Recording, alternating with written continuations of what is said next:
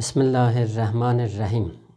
Mehriban ve bağışlayan Allah'ın adıyla ve yadıyla.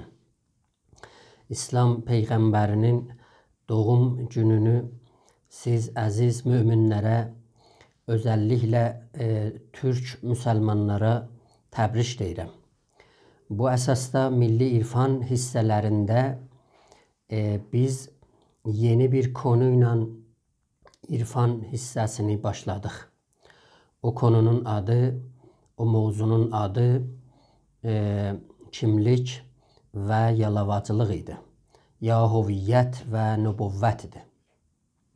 Biz belə düşünürdük ki, nübüvvətlə hüviyyətin ya kimliklə yalavacılığın bir ağır, dərin ilgisi vardır. Peyğəmbər o qabiliyyətə sahib olarkən herhalde buna peygamberlik verilərkən, o imana, o yəqinə çatarkən gəlir bu ərəblərdən və onların kimliyində olan azgınlığı, çaşqınlığı doğru, düzgün yola yönəldir. Demək olar ki, yalavacılıq ya nübüvvət bir kimlik yaratmaq idi. Bir kimliyi ərəblərin içində düzəltmək idi. Ərəblərə bir çağırış, bir bağırışıq idi ki, bunlar öz kimliyini tapsınlar. Qur'andan bir ayə ki vardı bu xüsusda Maidə surəsindədir, 105-ci ayədə. Ya eyyuhəl-ləzine amenu aleykum enfusakum. Ey müminlər, ən birinci gedin özünüzü tapın, özünüzü axtarın. Hər nə özünüzdədir, o özlüyünüzü, həmən kimliyinizi siz tapmalısınız. İndi baxaq görək ki, Peyğəmbər o ərəblərin içinə ki gəldi, orada ərəblərin nə durumu var idi? Nəhcü bəlağədə ikinci xutbiyə biz baxanda orada görürük ki, Həzrət Əli o dövrəni yaxşı açıqlayır. Orada deyir ki, Ən-nasu fi fetənin encəzəmə fiha həbluddin.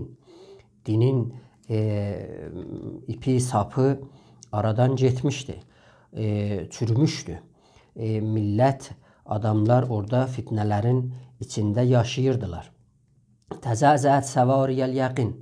O yəqinin dayanacaqları tərpənmişdi. İxtələfən nəcr. Nəcr yəni kök. Nəccar bu kələmədəndir. Yəni ağacın kökünü yontuyan.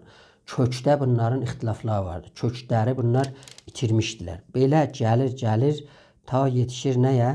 Ki bunlar şeytanı düşüncəni daşıyırdılar. Sonralıqda gəlir yetirir ki, fi xeyri darin və şərrin ciran. Bunlar ən yaxşı yerdə yaşayırdılar. Yəni Kəbə vardı, orada Allahın evi vardı.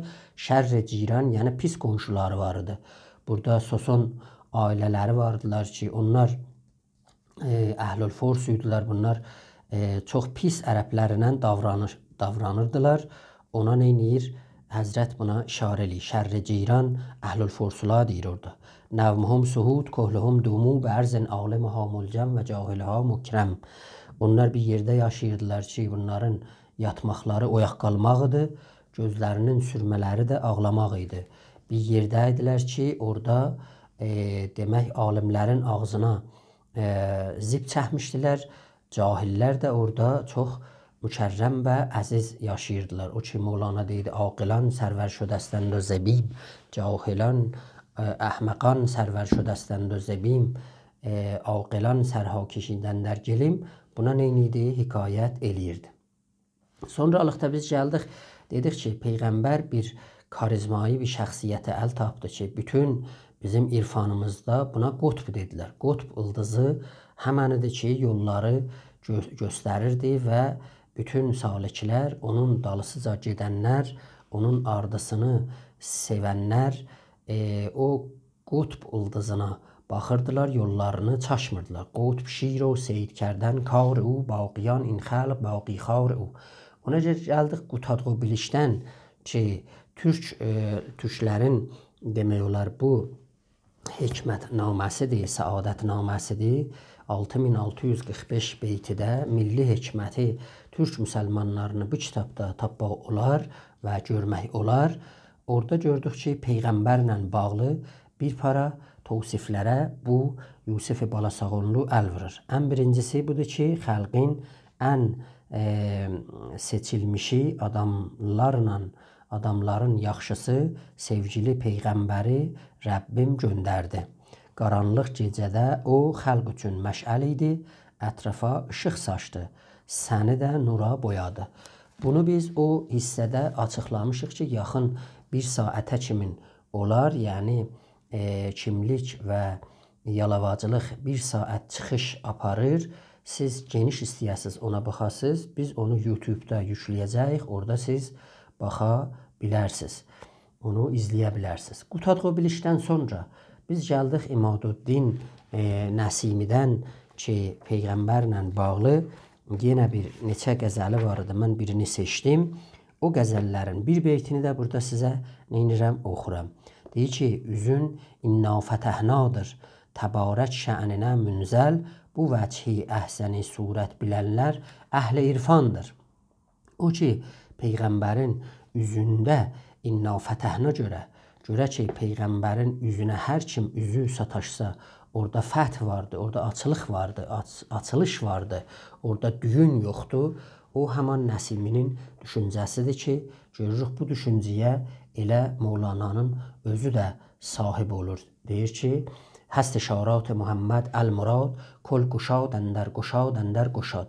Din gəlib açmaqdan ötürüdür. Yəni, İslam düyünləri açmaqdan ötürüdür. Hər yerdə orada bağlılıq gördünüz.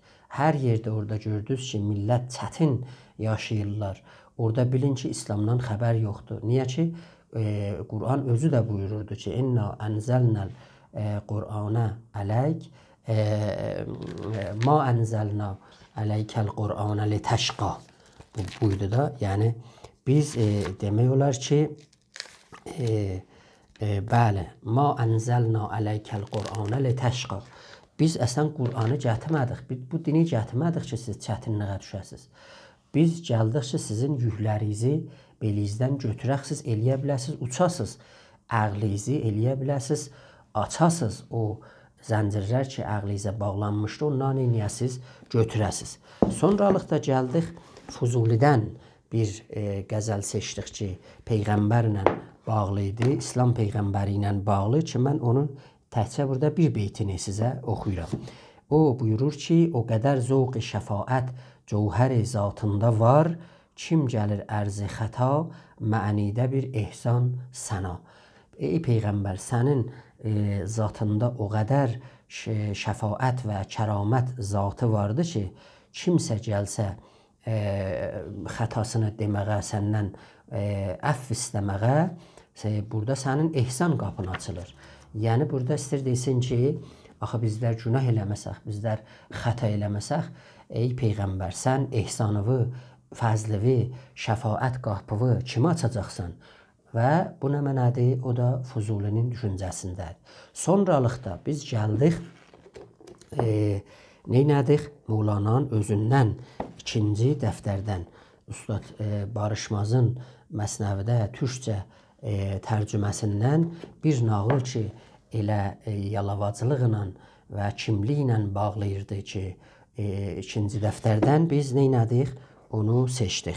1877-ci, 8-ci beytlərdə demək olar başlayır. Nağıl bir əmirin bir yatmışı incitməsi ki, onun ağzına ilan girmişdi.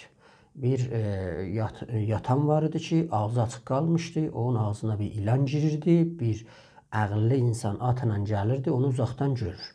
O əqilli insan kimdir? Peyğəmbərin özüdür. O at da demək nübüvvətdir, ona minibdir, yəni yalavacılıqdır. O yatan insan da həman ərəblərdirlər orada yatıblar, onun ümmətidirlər.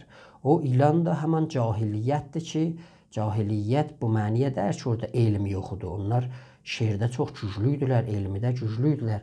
Adca əxlaqsız yaşayırdılar, bir-birləri ilə dava eləyirdilər, tez-tez coşurdular. Cahiliyyət bu mənisində idi. Bir para qaydalar da vardı işlərində. Xüsusən, məsələn, xanımlar barəsində birdən qız anadan olan kimi bunlara xəbər verilirdi. Bunların rəngirufları atırdı.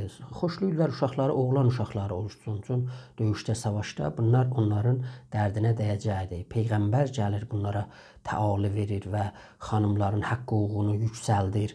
Ersə qatır bunları ki, ərəblərin içində xanımlar ers aparmırdılar.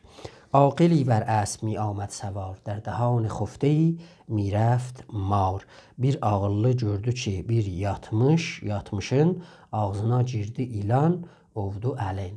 Bu nədir? Nağıl belə başlayır ki, orada gəlir Peyğəmbər görən kimin bu adamı oyadır, aparır bir alma ağacın dibinə, orada zay almalardan, qoxmuş almalardan o qəd buna yedidir.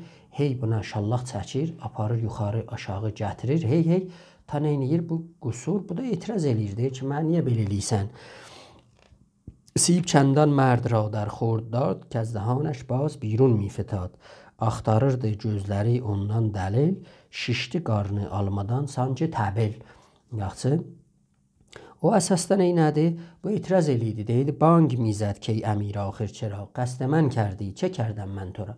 Bu etiraz edir ki, mən niyə belə eləyirsən? Niyə bu işi görürsən? Çünki ərəblər də belə etiraz eləyirdilər ki, axı biz istəyirik ki, elə keçmişlərin dinlərində, düşüncələrində qalaq. Bu əsasda gəlir neynir? Onu hey aparır, aşağı, yuxarı gətirir. Ta ki, o ilan neynir? Ondan çıxır eşiyə. Görən kimin yol? Bu deyir ki, orada sevinir. Deyir ki, xud to Cebrail rəhməti, ya xudayı ki, vəliy neməti. Söylədi, sən Cebrailsən, ya vəli, ya mələksən. Tanrının rəhmət əli, ey mübarək saəti ki, didiyəm, murdə budəm, canı nov bəxşidiyəm. Xoş o saətdən ki, sən gördün məni, bu yeni can ilə dindirdin məni. Bu ilanı neynir? Oradan çıxaldır və orada deyir ki, axı sən niyə demədin? Bu deyir ki, mişenidəm foxşu, xər mirandəm, Rəbbi yəssir zirə ləb mixandəm. Mən sənin eşidirdim, amma mənim görəvim bu idi ki, mən səni neyniyəm? Qurtaram. Bu cahiliyyət ilanı, bu xurafəni, bu əqlin bağlalanmağını, bu fəqrdə yaşamağını, onun ilanını mən sizin içərizdən çıxartmalıydım. Mən sizə yeni xəbərlərlə gəlmişdim. O da bu idi ki, siz imana gəlməlisiniz, siz güclənməlisiniz, siz rifahda və sərvətdə yaşamalısınız. Ona görə biz Peyğəmbərin Mədinəsinə və risalətinə baxanda görürük ki, Peyğəmbər öz millətini sərvətdə yaşadıbdır. Sağ olasınız, var olasınız.